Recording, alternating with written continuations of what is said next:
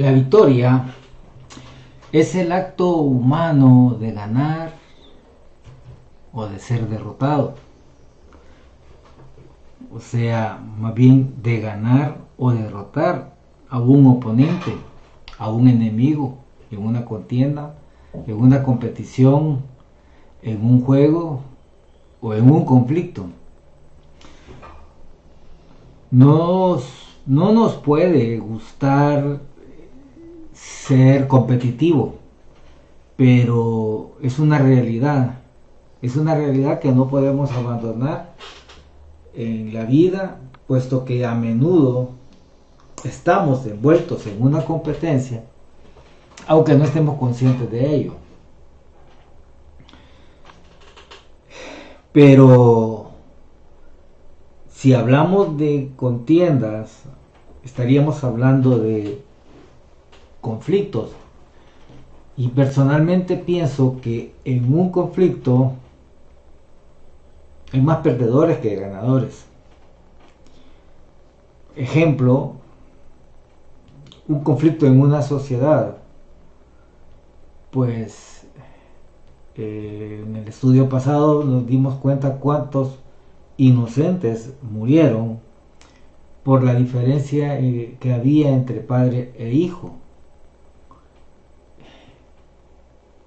¿Cuántos perdedores? ¿Cuántas personas quedaron sin... ¿Cuántos niños, niñas quedaron sin padres?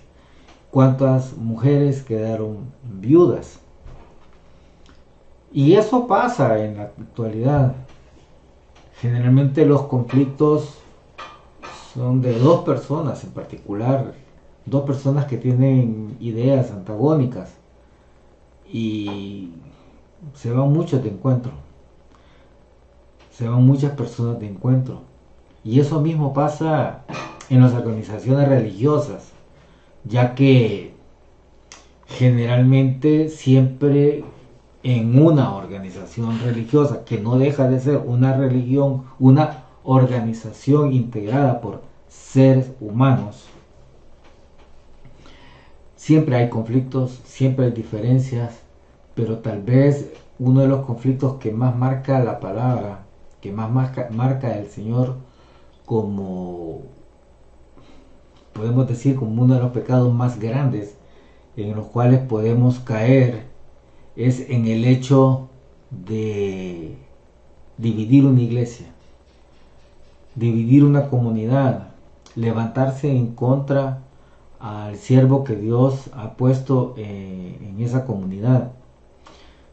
¿Y quiénes lo hacen? Aquellos que con un par de semanas que han ido a un seminario, entre comillas, a un colegio de teología que le dicen ahora, o simple y sencillamente porque pues el ego, el orgullo, la soberbia, los deseos de protagonismo, de ser protagonista,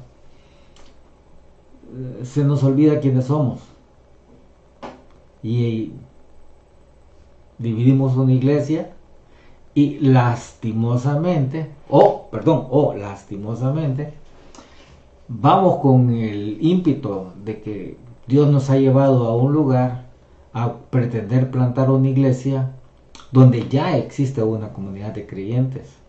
Eso es peor todavía. Pero en fin, todos esos son conflictos que a la larga los afectados son las ovejas. Es todo. Y precisamente por eso dice nuestro Señor Jesucristo que mejor pongas una piedra de moler, que no es la que usted conoce, sino que son unos discos bastante grandes, en el pescuezo, y que te ahogues a ti mismo, que te sumerjas tú mismo y no que esperes el juicio de Él. Mediten esas palabras.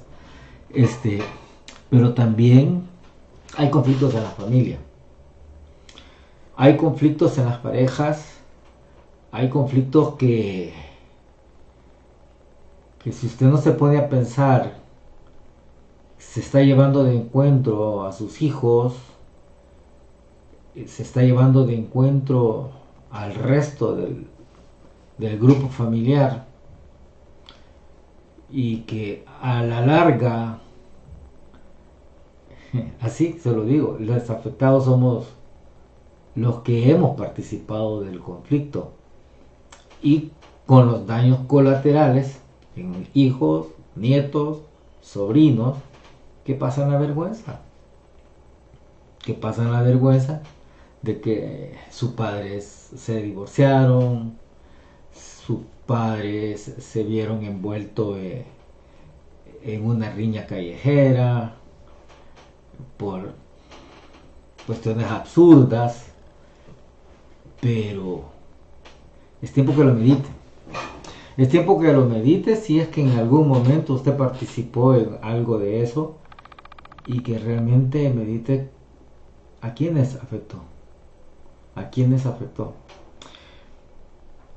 Porque las secuelas que deja son grandes. Pero los desafíos que vienen posterior al conflicto también se vuelven desafíos, como lo acabo de decir, puesto que hay que recuperar desunión, hay que recuperar desánimos, hay que recuperar muchas situaciones que habíamos plantado, habíamos trabajado en niños, en jóvenes, en nuestros padres, y que al ver en lo que nos vimos envueltos, pues simple y sencillamente se desanimaron de nosotros y fuimos vergüenza para ellos. Es un desafío recuperar eso. Pero si somos victoriosos y nos consideramos victoriosos, ya sea en un encuentro deportivo, en política o donde usted se ubique, donde usted quiera sentirse que es una persona victoriosa, recuerde aquel dicho: arrieros somos y en el camino nos encontramos. Tenga presente que esa victoria que ha saboreado, que está saboreando en este momento, es temporal.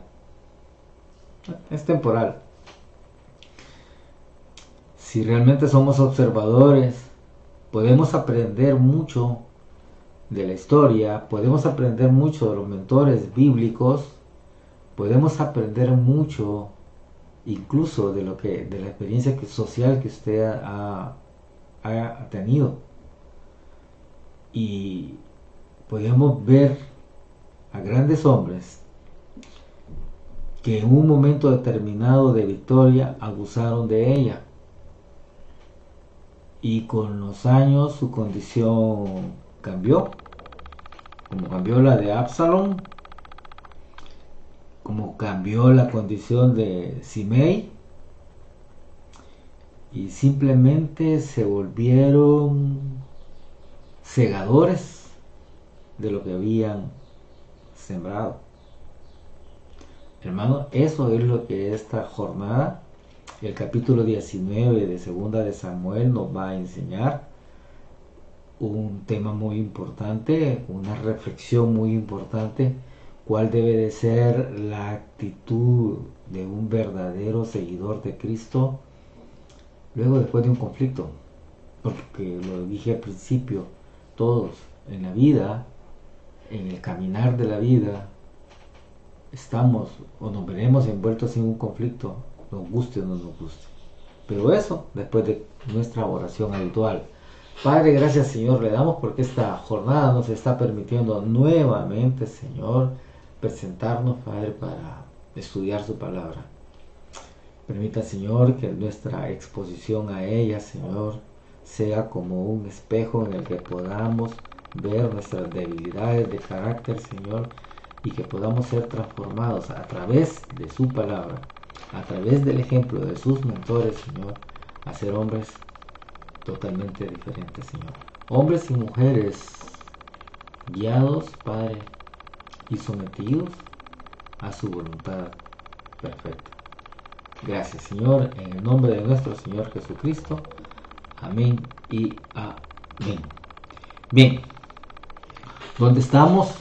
Capítulo 19. Es un capítulo bastante, digamos, después de haber salido del 18, que dijimos que era uno de los capítulos más tristes, porque vamos a ver la pérdida de un hijo amado, en la forma en que muere, pero ahora vamos a ver la transformación de un rey, y vamos a ver ese rey ya no como un rey, sino como un padre. Si bien es cierto,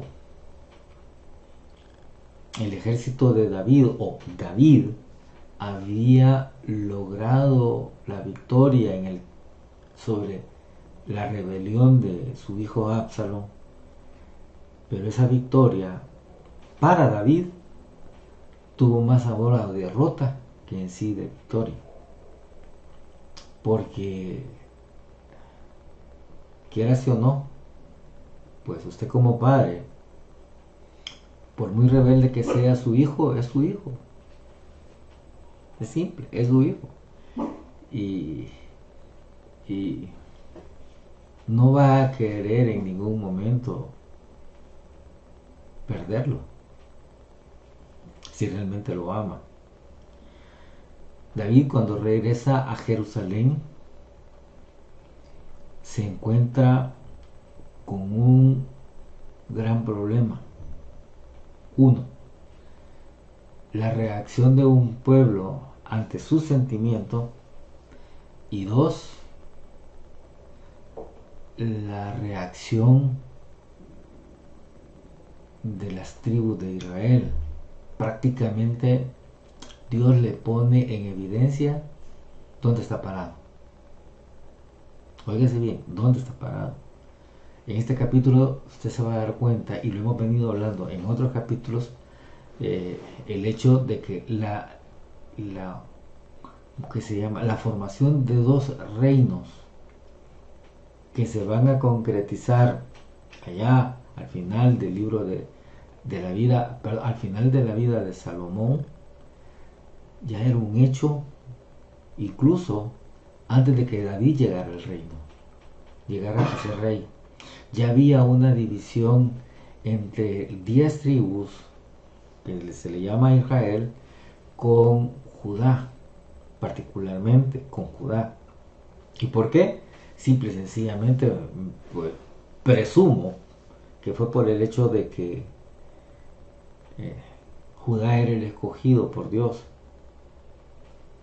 y eso se llama envidia, pero bueno, eso dejémoslo en su momento cuando nos toque que revisarlo. Ahora, pero en este capítulo vamos a ver realmente la reacción de aquellos que estaban con Absalón, estuvieron con Absalón, y que las cosas, los papeles les cambió. A David le toca que tomar muchas decisiones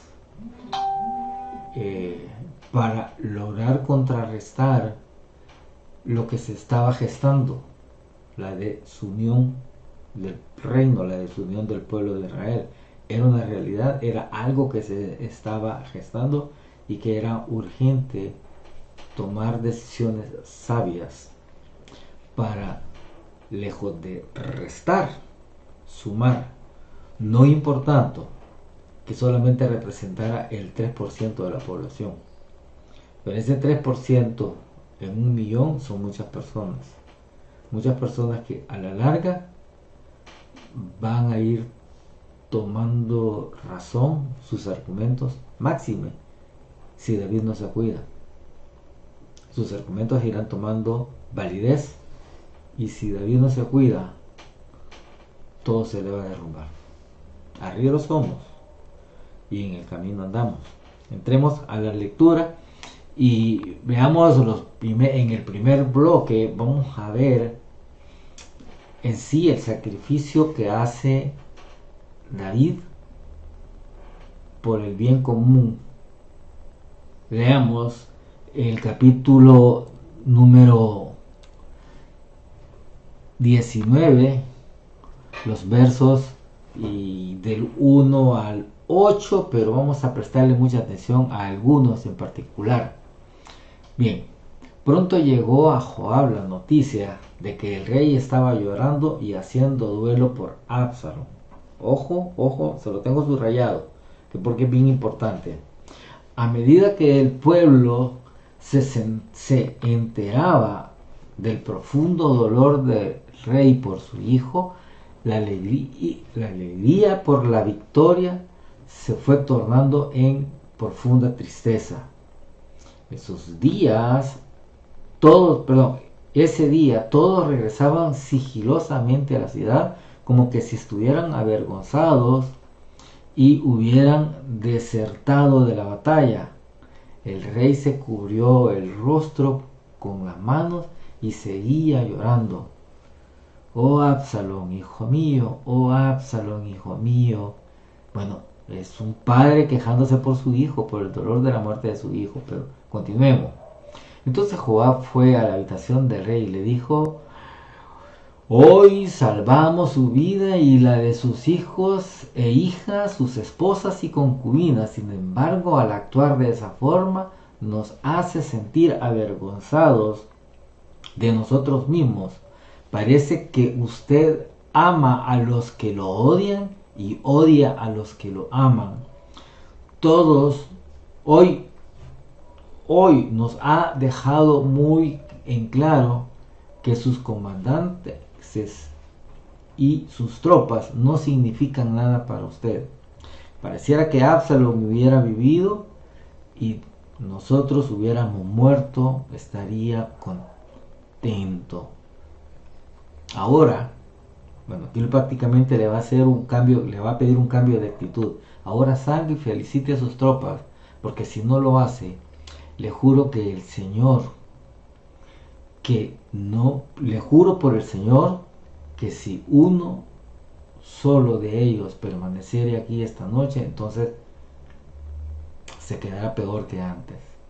Así que el rey salió y tomó su lugar en la puerta de la ciudad, y a medida que corría la voz de la ciudad de que él estaba ahí, todos iban a él. Bien, obvio, el sentimiento de un padre por la muerte de un hijo, no importa que haya sido rebelde, pero aquí David tenía que saber tomar una decisión, porque la situación, como lo vamos a ver a lo largo del capítulo 19, era compleja en el sentido de que habían también los que habían seguido a Absalom estaban creando cierto recelo, cierto distanciamiento, ciertos problemas, y que debía de saberlos combatir. O sea, debía de saber salir de una condición que había llevado a una guerra civil, o sea, a que hermanos de la misma familia se pelearan, se confrontaran. Ahora era necesario trabajar por esa unidad. O sea, ojo y preste atención. Si usted ha estado en un conflicto en su familia, y me voy a centrar en ese punto que es bien interesante, o en la iglesia, pero qué importante es el saber observar la actitud de David en aras de la unidad de la familia, en aras de la unidad de la iglesia, de la organización religiosa, no de la iglesia, porque la iglesia somos cada uno de nosotros en Cristo Jesús. Por eso digo de la organización religiosa. A veces es necesario, hermanos, sacrificar nuestros propios sentimientos de dolor o nuestros sentimientos de alegría en aras de la unidad. Hay muchas veces que usted va a tener que llorar en silencio o festejar en silencio. Miren, tomen muy a ejemplo el carácter de la familia real de Inglaterra. Tome muy en serio la posición de la reina de Inglaterra, una mujer que ha demostrado ser una verdadera soberana. Así, ser una verdadera soberana y saber manejar las emociones familiares sobre el interés de su pueblo. No es fácil.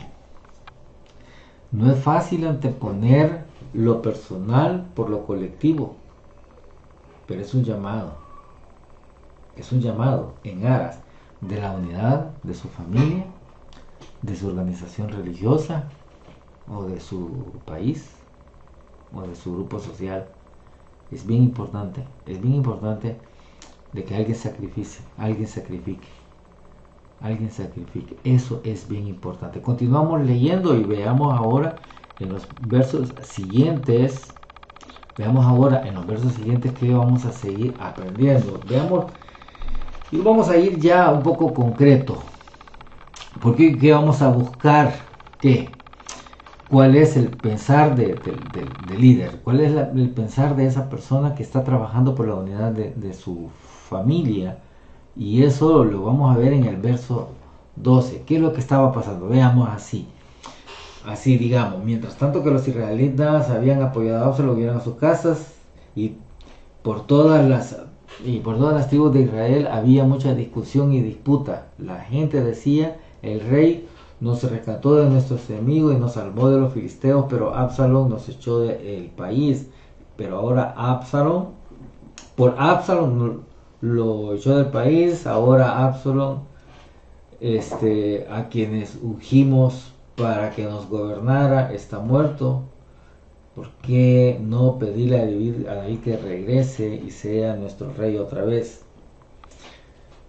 Entonces David envió a los sacerdotes Sadoc y Abiatar para que le dijeran a los ancianos de Judá, en este caso era su propia tribu, ¿por qué son ustedes los últimos en dar la bienvenida al rey en su regreso a palacio? Pues he oído que todo Israel está listo. Y aquí hace lo que debe de hacer una persona que trabaja la unidad de la familia. Ustedes son mis parientes, mi propia tribu, mi sangre, mi misma sangre. ¿Por qué son los últimos en darme la bienvenida? Vea el verso número 13. Además David les pidió que dijeran a Ansa, que era el comandante de ellos, el líder, uno de los príncipes de ellos, como eres de mi misma sangre, al igual que Joab, que Dios me castigue y aún me mate si no te nombro comandante de mi ejército en su lugar. Así que Ansa convenció a todos los hombres de Judá y ellos respondieron unánimemente y le mandaron a decir al rey, regrese a nosotros y traiga de vuelta a todos los que le acompañaron. Ojo, ¿qué fue lo que hizo David en este punto para poder buscar la reconciliación, trabajar, reconstruir la unidad de la comunidad de Israel, de todo Israel, de todo el reino? Pues buscar puntos en común. 11 tribus lo estaban siguiendo, 11 tribus habían reconocido ese error, pero tal vez la más importante para él, Judá. ¿Por qué era más importante para él, Judá? Porque era su tribu. Era la tribu donde él era originario. Recuerden que todo empezó en Hebrón, la capital de Judá. Y ellos pues estaban recelosos. Acuérdense que en Hebrón, imagínense la estrategia que usó Absalom. Él se fue a Hebrón a ungirse como rey. Prácticamente a su raza la distanció de David. Ahora David tiene que trabajar por hacer regresar a su propia familia con él. Hoy tiene que trabajar David por regresar a su propia familia con él. ¿Y qué es lo que hace David? Hace eco a puntos en común. Ojo, hace eco a puntos en común. O sea, argumentos cuyo único propósito era tocar el corazón de ellos. Tocar el corazón de ellos. O sea, ¿qué le está diciendo para usted? Que le tiene que reconstruir la familia, tiene que volver a traer a sus hijos que, que los avergonzó con el conflicto en el cual se vio inmerso. ¿Qué es lo que usted tiene que hacer? Trabajar por hacer volver a ellos, trabajar con argumentos sólidos, valederos, responsables, pero no solamente con argumentos, sino que con actitudes. Con actitudes. Trabajar por recuperar a aquellas personas que dañó y que ahora no quieren saber de usted. Es un desafío, repito, lo dije al principio, es un desafío reconstruir. Es un desafío para aquel que, aunque supuestamente viene victorioso, pero se está dando cuenta que está más derrotado, está más en derrota que en victoria. Está más en derrota que en victoria. Porque viene otro desafío para David. Viene otro desafío para David. Y veámoslo en los versos que siguen a continuación. Veámoslo en los versos del 19 en adelante. Vamos a emprender unos versos que tienen que ver con el regreso de David a Jerusalén. Y vámonos solamente a una experiencia que David tiene. Cuando él pasa el río Jordán, cuando David pasa el río Jordán, se encuentra con una persona bien importante. Y ojo, leámoslo. Y cuando el rey estaba a punto de pasar el río, Simei cayó de rodillas ante él. ¿Se acuerdan quién era Simei? Aquel que lo salió y lo ultrajó. Sigamos leyendo y después lo comentamos. Mi rey, mi señor, el rey, por favor, perdóneme, le rogó. Olvide la terrible cosa que su siervo hizo cuando usted dejó Jerusalén. Que el rey lo borre de su mente. Estoy consciente de cuánto he pecado. Es por eso que he venido aquí este día, siendo el primero en todo Israel en recibir a mi rey. Entonces Abisai, el hijo de Sarbia, dijo: Simei, debes morir, porque maldijo al rey, al ungido del Señor. Verso 22.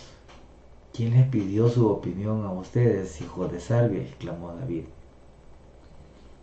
¿Por qué hoy se han convertido en mis adversarios?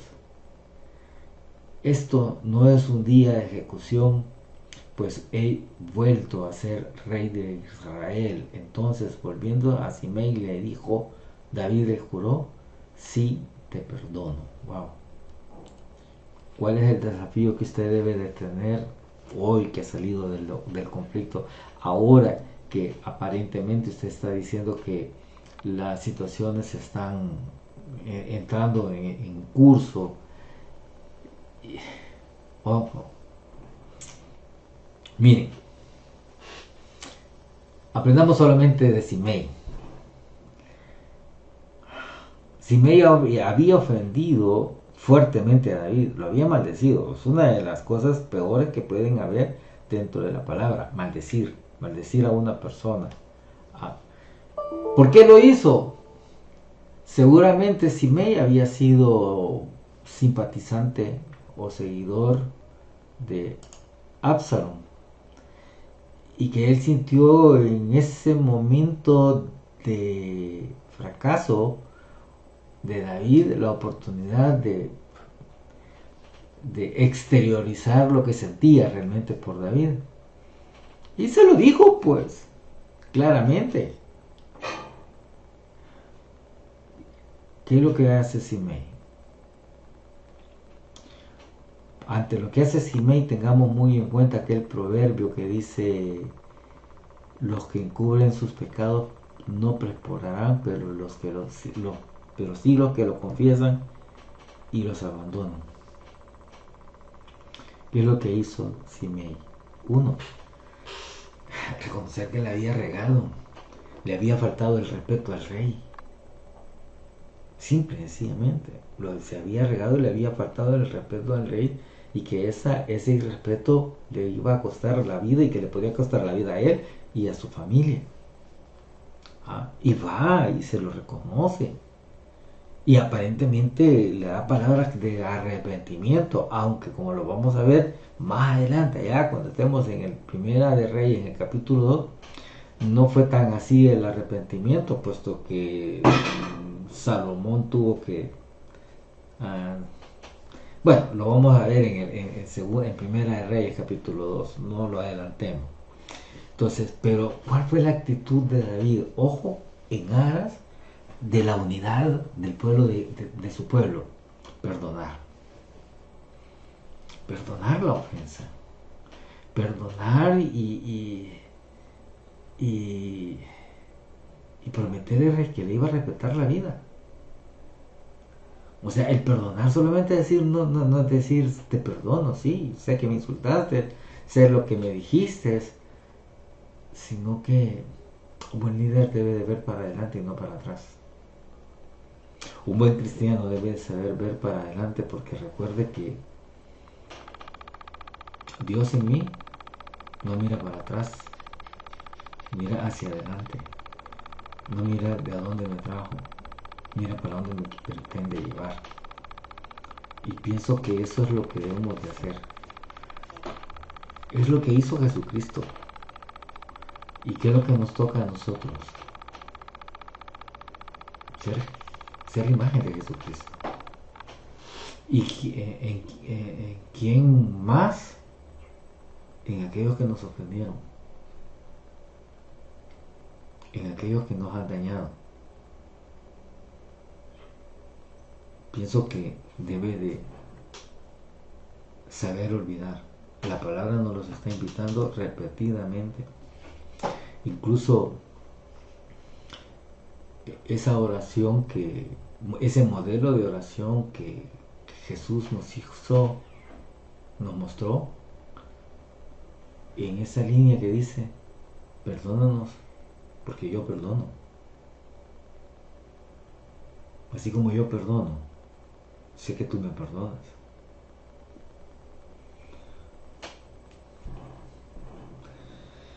Es necesario perdonar y olvidar las ofensas si queremos la unidad y si queremos reconstruir lo que destruimos con el conflicto. Es necesario perdonar. Si no perdono, arrieros somos y en el camino andamos. Cuarto, sigamos leyendo y entrémosle al capítulo, a los versículos que están por delante. Y aquí vamos a ver otro caso, Mesiboset. ¿Se acuerdan de Mesiboset? El nieto de Saúl, el hijo de ¿cómo que se llama? De Jonathan. ¿Se acuerdan? Claro que sí, nos vamos a acordar. Y ¿qué pasó con Mesiboset? Descendió de Jerusalén para encontrarse con el rey, pues no había cuidado sus pies, cortado sus barbas, ni lavado su ropa desde el día que el rey dejó Jerusalén. Verso 25. David lo reprende. ¿Por qué no viniste conmigo, Mesiboset? ¿Cuál fue la respuesta? ¿Cuál fue la respuesta de Mesiboset? Mi señor, mi siervo, Siba me engañó.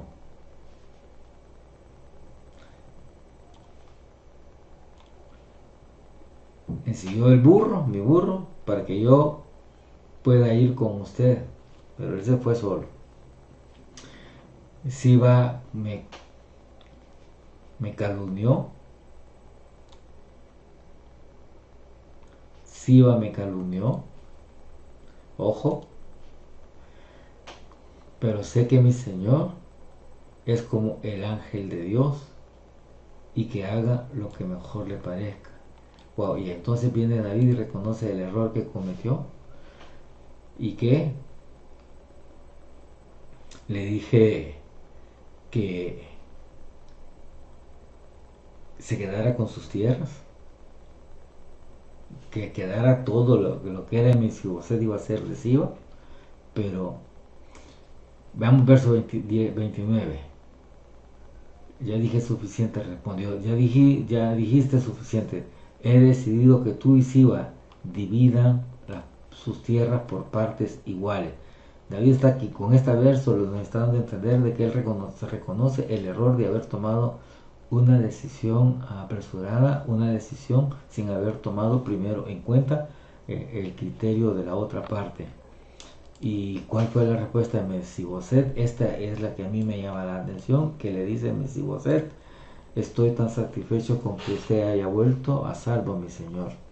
No me interesan las tierras, no me interesa lo material, me interesa más que todo estar a su lado. ¡Wow! ¡Qué posición! Que por cierto es una frase mesiánica, es una frase en la cual es un sentimiento que yo debo de tener al convertirme en seguidor de nuestro Señor Jesucristo. No dejar de tener en cuenta lo material que podamos entregar, sino tener muy presente y en cuenta lo que vamos a recibir. Y es mucho más de valor estar al lado de Cristo que al lado de al lado de y discúlpenme, mi cachorro acaba de venir, me vio y simplemente me vio y se fue. Bueno, pero necesito seguir. Bien, eh, Mesiboset salió a recibir a David y le dice con tristeza lo que había pasado. David, pues obviamente con una primera impresión pensó que lo habían traicionado y tomó decisiones de forma adelantada, arrebatada, como decimos en El Salvador, y eso me deja a mí algo como para poder tener muy en cuenta en mi carácter, y es de nunca debo de tomar decisiones a la ligera. Debo de darme el tiempo a ser verdaderamente ser dirigente y ¿cómo que se llama?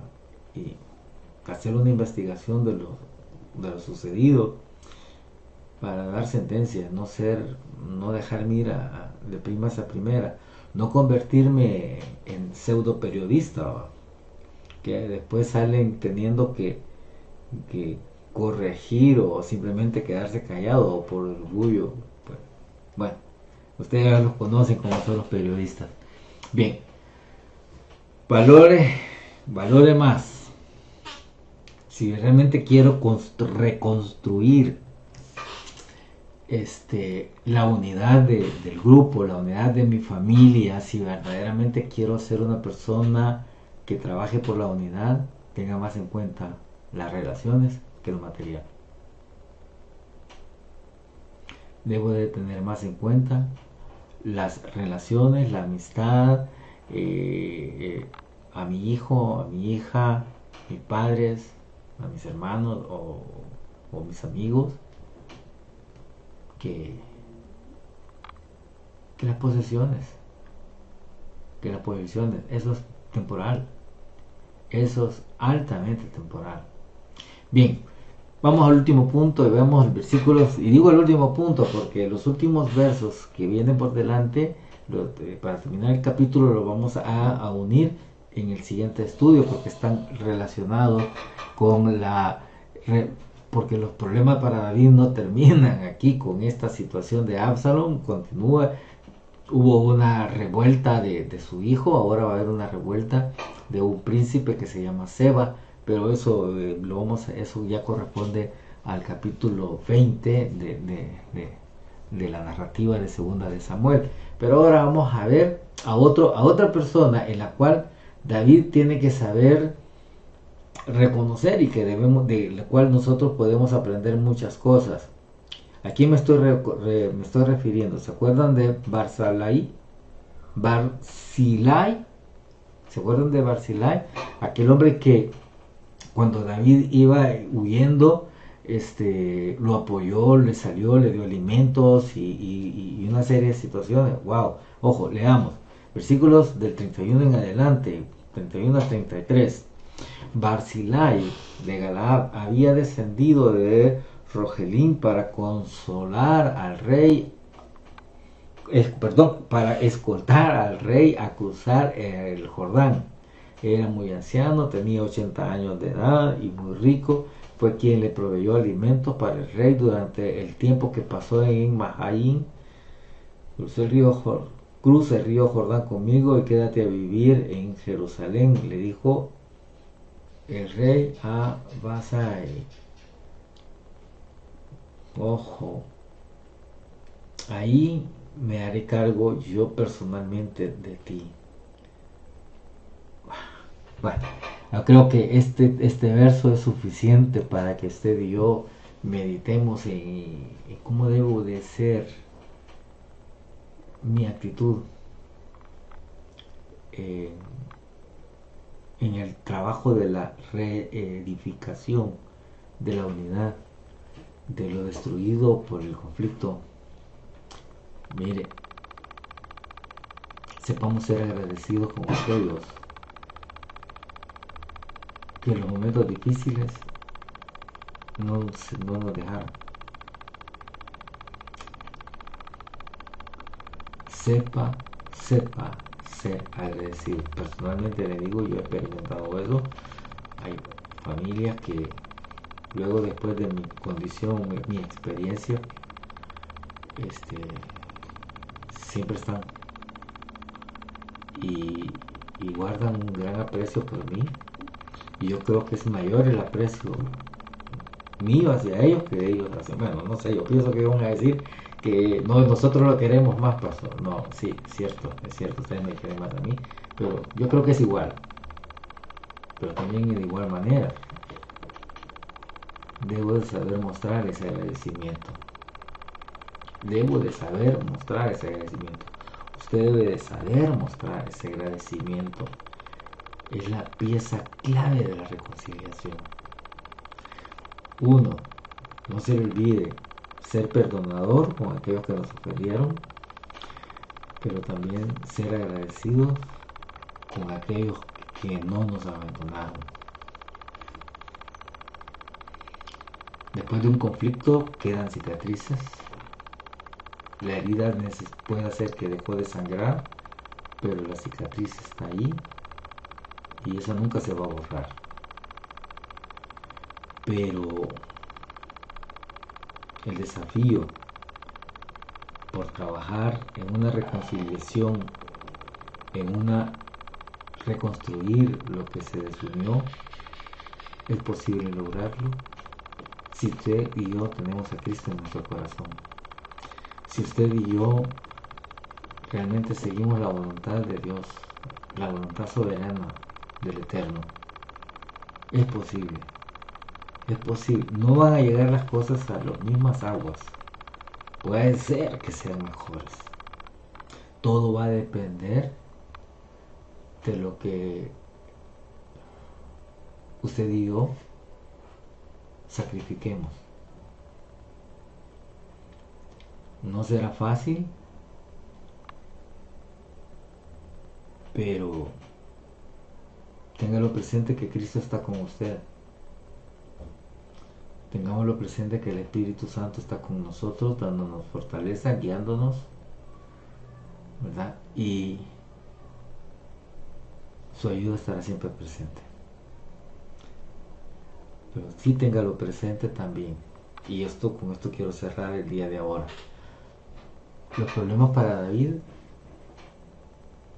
no habían terminado. Los problemas para David faltaban. Si usted se recuerda, yo les estoy haciendo énfasis que él había dicho, después de lo de su becado con la Betsabé, que tenía que entregar 4 ovejas muy queridas de él. Ya murió el hijo de Betsabé, ya murió Adonías. Ahora pues todavía estamos con las secuelas de la muerte del tercero. Perdón, Adonías no ha muerto todavía, perdón. Estamos con el tercero, perdón, que es Absalom. falta uno, que lastimosamente David tenía que pagar todavía esa factura. Y no solo eso, van a venir más revueltas y van a venir más decisiones absurdas que le van a traer dolor a David, pero que lo vamos a ir viendo. Así es que es importante. Nos vemos en nuestro próximo programa, en nuestra próxima emisión, siempre a las 6 de la tarde. Hasta la próxima. La tienes tú.